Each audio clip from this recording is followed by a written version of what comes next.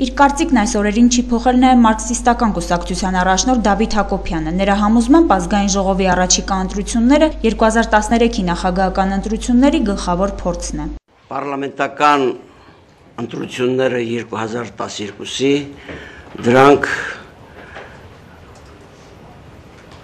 նախագահական ընտրությունների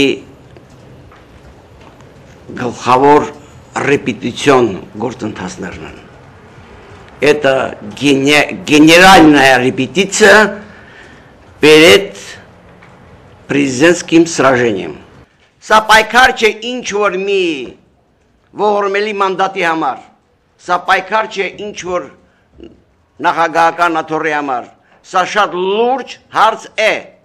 Իդեպ, եթե Դավիթ Հակոբյանը լրագրողների հետ հանդիպման սկզբում նշեց, որ որպես ազգի զավակ վայելում է թե հանրապետականների, թե դաշնակցականների, թե ՀՀՇ-ի աջակցությունը եւ հարգանքը, խոչընդոտների չի հանդիպում, ապա Արամ Սարգսյանը ներկայացրեց մարդկանց ահաբեկումների, հանդիպումները խոչընդոտելու վերաբերյալ իրենց փաստարկները։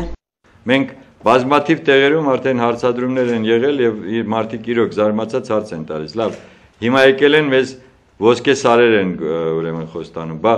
12-13 տարի իշխանության մեջ են, ինչու չէին անում այդ նույն բանը։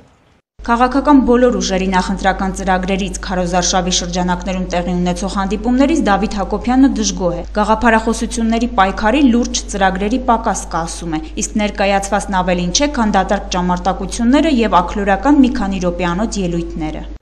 Այսպես թե այնպես 41-րդ մանդատը կարծում եմ, որ Դավթի կողմից կվերցվի գաղափարական գրոհով, այդ մանդատը 41-րդը պարլամենտարիզմի ոստանում կլինի մարքսիստական մանդատ եւ այս մանդատը կարող է ճակատագրական նշանակություն ունենալ ողջ պարլամենտարիզմի ինստիտուտի հետագա ճակատագրի համար։ Ու մինչ Հայաստանի Հանրապետության գլխավոր մարքսիստը քաղաքական բոլոր ուժերին մեղադրում է գաղափարական սնանկության համար, դեմոկրատական կուսակցության նախագահ Արամ Սարգսյանն արձագանքում է։ Ես որևէ այդպիսի ճամարտակություններին մեկնաբանություններ չեմ տալիս, Աստված իրենց հետ։ Թող գնա շարունակի այդպես ինչ որ իրեն ներկայացնի, չգիտեմ ով ինչ։ Եթե Արամ Սարգսյանը լուրջ մրցակից է համարում ընտրություններին մասնակցող բոլոր քաղաքական կուսակցությունների ներկայացուցիչներին, Դավիթ Հակոբյանը ոչ միայն այս, այլ նախագահական ընտրություններում նույնպես իրեն արժանի մրցակից չի տեսնում։ Բայց որպես քաղաքական գործիչ ժողովրդի հոգու դավթարում նրանք չկան, մեկ, իսկ հատկապես Պիվիակոպը ընդհանուր առմամբ Իջևանում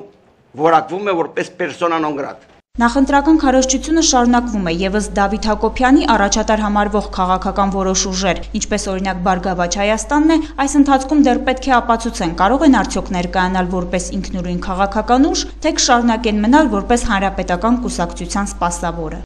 Սիրանուշ Հարությունյան, Մարտուն Գրիգորյան, Գալանյուս, Երևան։